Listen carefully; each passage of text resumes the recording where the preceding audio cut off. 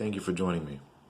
The only reason that you decided to click on this was because of the title, Who is God?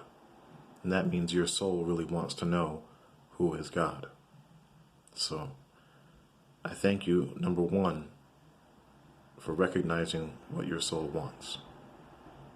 Let's get right into the meat. In order to understand who is God, you have to understand what a god is.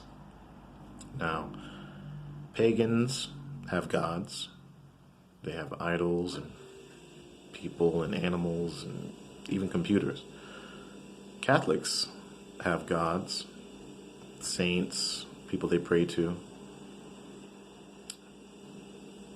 idols. Buddhists have a god, Siddhartha Gautama, so on and so forth. But to understand what a god is, it's really a person or a thing that you worship. What is worship? Worship is when you unquestionably follow or imitate something, someone, and obey. And you want to give that thing or someone presents. Now, the different type of presents and gifts you could offer to that thing or person or whatever that may be is your money, it's your time, it's yourself, the things that you buy, the amount of time that you devote thinking about and speaking about this person or thing, and yourself, whereas you would completely transform yourself to be like that person. Say, for instance, some people, Kobe Bryant, it would be noticed, if you follow basketball, worshipped Michael Jordan. So he spent all of his time imitating, replicating, becoming Michael Jordan, worshiping Michael Jordan. This is one way to think of worship. When you worship a movie star, you dress like them, you act like them. If they have a clothing line, you have to wear those clothes. If they have colognes or perfumes, you must wear those colognes or perfumes. Each and every movie that person makes, you have to see it. That is a form of worship. But another way to look at it is, what do you do the second you wake up in the morning? If you wake up and the first thing you do, if you have a mate or a spouse, you're in bed and you roll over and you desire to mate with that person, they may be your god. And or the act of mating, the sex, may be your god. This is a reality you have to understand. If the first thing you do when you wake up in the morning is check your Facebook, Facebook may be your god. And or the recognition that you receive from people, the likes, the comments, that may be your god. If you play with your cell phone and go to a website and talk to people, first thing you touch is your phone. The phone may be your god. If the first thing you do is look at the television to see whatever's entertainment, that television may be your god. If the first thing you do in the morning is go to the refrigerator and I have to have something to eat right now, your stomach may be your god. So when trying to understand who is God, you're looking at what is God. And the what is what you do. If the first thing you do when you wake up in the morning is say prayers and thank God for returning your soul back to your body, then God is your God. So it really requires a certain amount of self-reflection to look at yourself. What are you most focused on? And it may not even be most. What are you first focused on? Now, naturally, some people are going to say, oh, the first thing I do when I wake up in the morning is I go to the bathroom. The bathroom is not your God. That's just a physical process, and that would be a misuse of the information that I'm giving you. But if after you use the bathroom, you spend 10 minutes, 20 minutes, half hour, an hour in the mirror, you yourself may be your God. Because you're worshiping yourself. You're adoring your own beauty. Or you're seeking to put on a facade of beauty.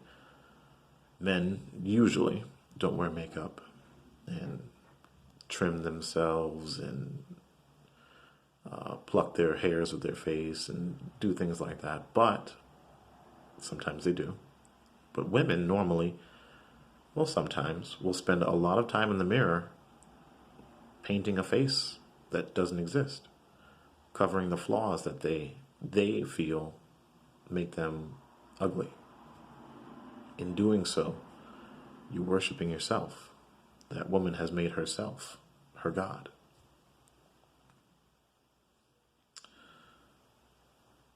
So we're looking at who is God by noticing what is God.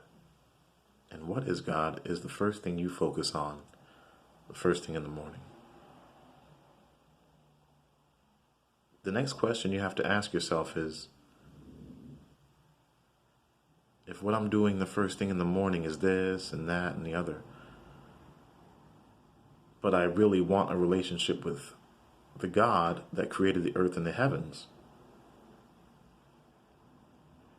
then you're really thinking, who do I want to be my God? It's an easy thing to answer. You can do a list of pros and cons. Idols, a piece of wood, a Buddha statue. It's just a carving, a sculpture. It's a thing. And things do nothing, if you understand.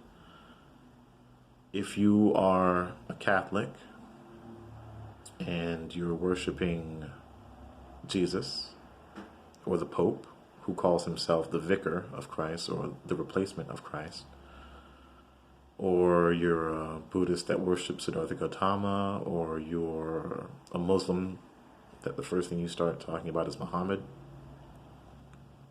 people die. That person can't be there forever for you in your life, physically, to do things for you. Do you want that to be your God? That's a fleeting, time-restrictive type of God. If you're one of the people that sits in the mirror or is doing your morning workout, I gotta flex, I gotta pump, gotta get these muscles, then you are your God.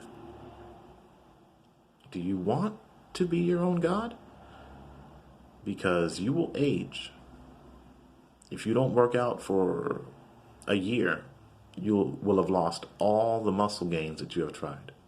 If you don't put makeup on each and every morning, sometimes hourly for some women, you will lose the beauty, the facade of beauty that you attempted to create. Eventually, you yourself and your body, when you become 50, 60, God willing, 80 or 100, everything you are able to do will eventually decline, deteriorate, and you will die. So if you want to be your God, that's another fleeting, time-restrictive sense of God. So who do you want to be your God?